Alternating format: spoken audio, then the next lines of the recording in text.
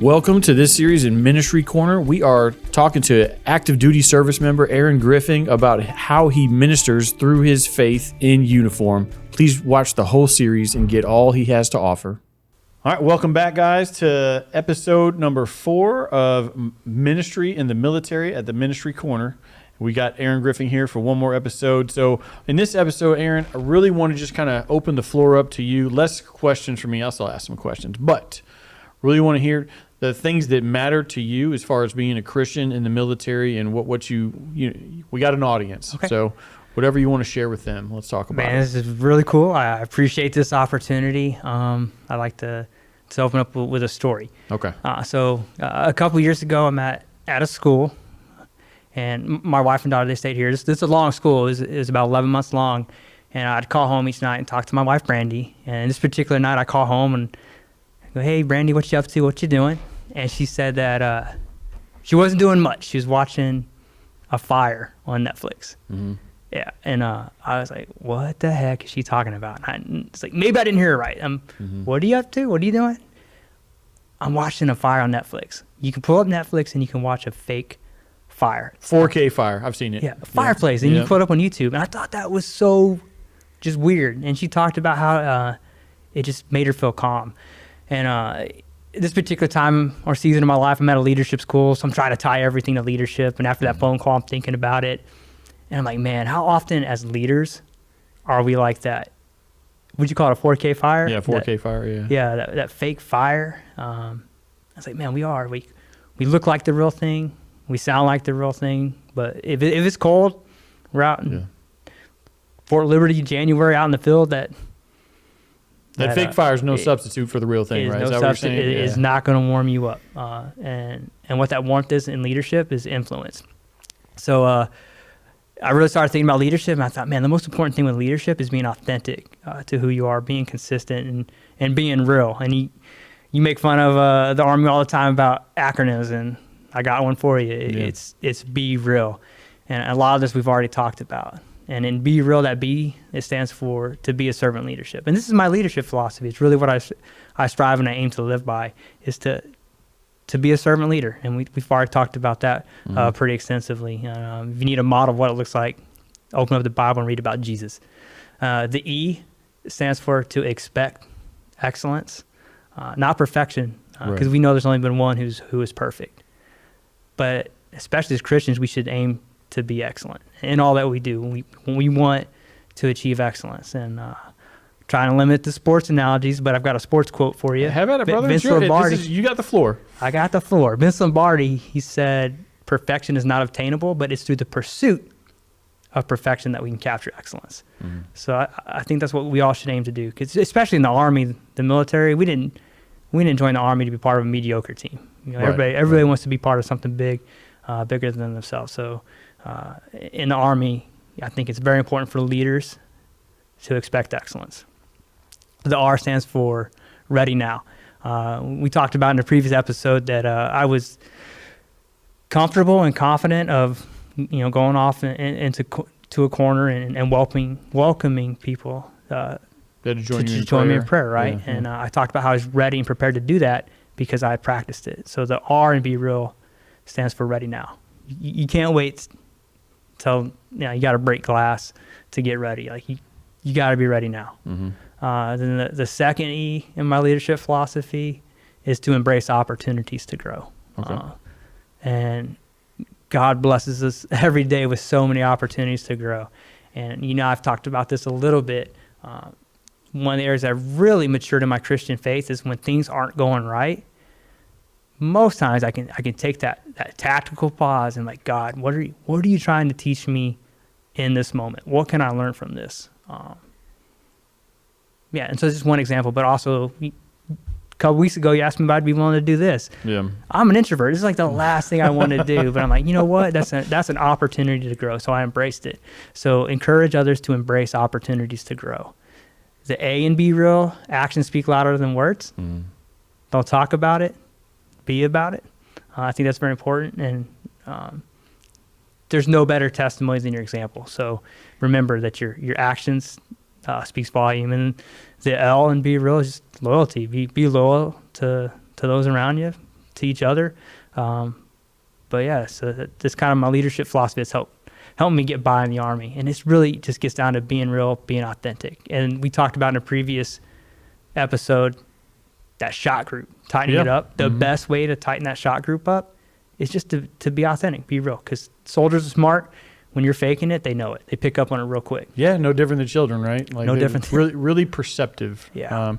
If whether it be, you know, a marriage struggling, or whether it be somebody who's failing as a leader or just struggling as a leader, to uphold, you know, they're the person who is, you know, saying one thing and doing another, right? That's the flip side of this, right? If you're that person that you lack the authenticity and the integrity, it's super apparent, especially to other people who are living that common life, right? So, yeah, super helpful and relevant for somebody to have to pursue authenticity on a regular basis. So what else you got for us? All right, while you're thinking stuff, I'm going to ask you a question. Yeah. So one of the biggest topics, one of the biggest struggles we encounter, active duty, and even as veterans, we hear about it in the news all the time. I think it's misused sometimes. We struggle with depression, which leads to and broken relationships and not having a sense of home or family necessarily. Yeah. Leads a lot of people face to face with suicide, whether they actually can pull the trigger, whether they're thinking about it, or whether they're the ones picking up the pieces afterwards. Right. And so I think statistically our small group of people that are veterans or active duty service members, one form or another, tied to the military, our percentage of people that are affected by suicide at one point or another is astronomically higher than the rest of the population. And so I don't think there's ever an escaping of that. This is a really intense job. Mm-hmm. It's really demanding. It's not meant for everybody, and yet we open the door for a lot of people. In having experienced this, we've both gone through it. You know, we've seen the results of people who've tried and succeeded, unfortunately, and we've also had people that have tried as a call out for help, and they didn't lose their life. Do you have any advice for the soldiers that might be watching this, or the family members, or, you know, the people related, for those that are struggling with the thought, they're entertaining that their life's not worth it, that it's too hard, that they need to make that permanent solution for that temporary problem? Yeah, I'm happy to share my thoughts on that. But I would also push back a little bit. I wouldn't say that the suicide rate or ideation in the military is astronomically higher in the military than it is outside the military. I would say that there's a problem both outside the Army and inside the Army. Agreed. So just want to clarify that. But as far, and the other thing too, I am not a clinical expert or a doctor. Yeah. But I could tell you what, you know, my thoughts, Aaron's thoughts are, and a lot of time with individuals, people who are struggling through that, I think a lot of times it just boils down to not having hope. So the first advice I would give to anybody who is struggling with it, first, you got to reach out to somebody. Mm-hmm. So in your experience, and have you encountered one leader who wouldn't have been there for that soldier in that time of need if they reached out? And I say that like there's no way to really speak to that, but I couldn't imagine. What I'm saying is, time and time again, we see the broken hearts of those afterwards. There might be some callous folks out there who just have no care for anybody. They just lack empathy, right, or sympathy. But the majority of those, especially in leadership positions, want to know that everyone under them can come to them in that time of need, right? They can reach out, and they're a resource. Yeah, and I think that goes back to just so much of what we've talked about today is being that, you know, authentic leader, approachable, remembering the way that you handle bad news. So everything you do sends a message, but the way you react to bad news, if you fly off the handle when somebody tells you something's not going right, that's the last time they're going to bring you bad news. So just remember the way that you respond to news or situations sends a message. So that's some more advice that I would give to somebody. But yeah, I cannot fathom or think of a leader who would, if somebody came up and said they're having a problem, would dismiss it. But where I do think we need to get better at is actively searching, keeping our head on a swivel, so to speak, looking for those signs that somebody things just aren't right. And to do that, you've got to get to know your people. You've got to know the people you work with, and not just those that you lead, but those your peers and those that are at echelons above you. It's important to know them and just being authentic and establishing relationships and knowing when something's not right. But again, to answer your question, I can't think of anybody who would be dismissive of it. Yeah. Well, especially, after the last few decades, it's gotten a lot more attention. There's been training around it. Bottom line, I don't think we need to lose one more soldier to suicide. We lose enough to training accidents and everything else that's stupid in the world, right? It's a shame when you look at the numbers lost during the global war on terrorism, how many were completely unrelated to combat, whether it be suicide or any other accident. Yeah, and it's so preventable. Yeah. And so why I address this one is, one, it becomes a crisis of faith for some folks when they encounter these situations.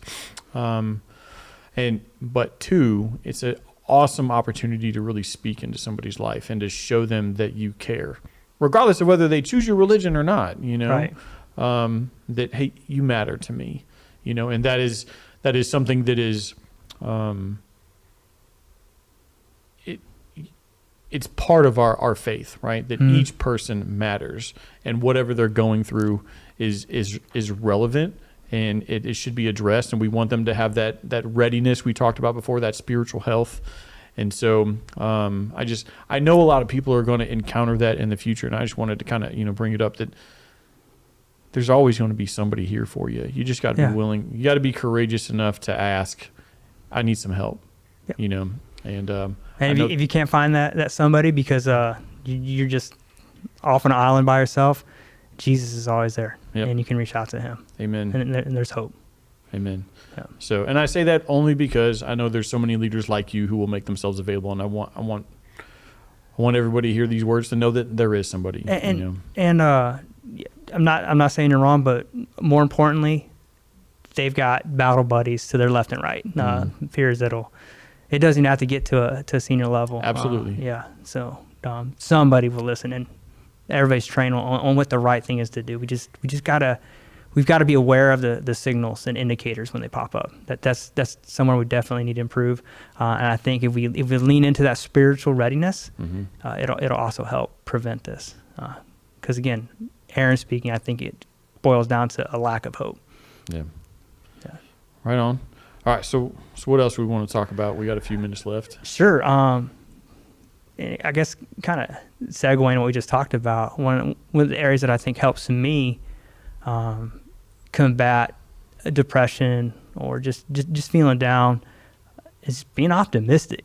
All right, I'm a pretty optimistic guy. I like it. Been a couple times where I don't know how many of the viewers out there have seen Ted Lasso, but on more than one occasion I've had different people compare me to Ted Lasso, which I didn't know what it was. So I watched, but anyway, he's an overly optimistic guy. Right. So I take it I wear it as a badge of honor.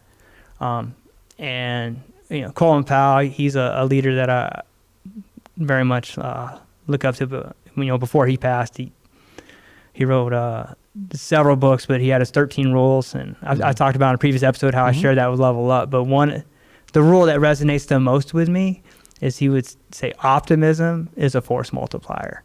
So that's kind of like my secret ingredient. My secret is I am not good at.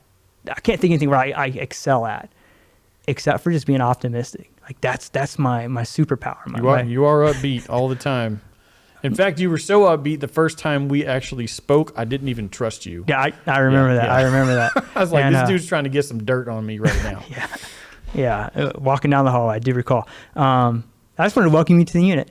But unfortunately, I'm not upbeat all the time. But I know that when I'm not that upbeat version of myself, somebody will pick up on it and they'll ask me, hey, you all right? What's going on? And I also know that I've got people in my life that I can reach out to and just recalibrate. Well, it's like you said, that optimism, right? So being a force multiplier, that's you being light, right? So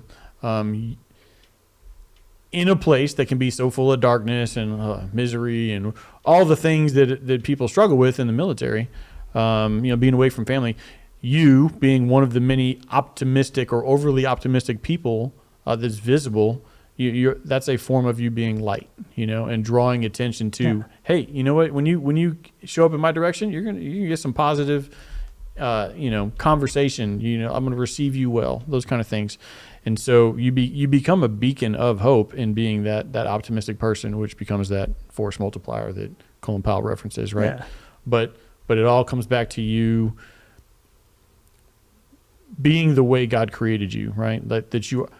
I'll never be that optimistic guy, like that overly optimistic. I'm optimistic about things, right? But I'll never be the same person you are. And so for you to just do that so well and so, like you said, consistently,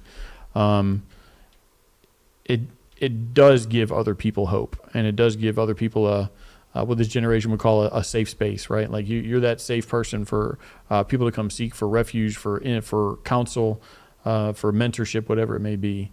And so that's just one way you're doing the Christian thing in your military service. So that's pretty awesome. Yeah.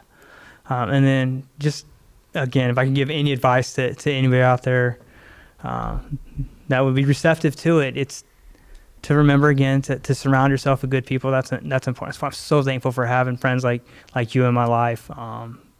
Keats, just other people here at church, but also in the military. You just gotta surround yourself with good people, being optimistic, just embracing those opportunities to grow, putting yourself in tough situations, because if there's no struggle, there's no progress, and knowing that God can use any situation to show that He's real. Well, and He does, right? It's not just that He can; He does so often, all the time. We end up getting the bad news all the time of when something didn't work out well, right? But here, like most people are living decently successful, productive lives, and that's evidence. Yeah, and how cool would it be is like when these, and I'm not asking for things to go wrong in my life right now, but when they do, to embrace it as an opportunity to demonstrate my faith in the Creator of this universe.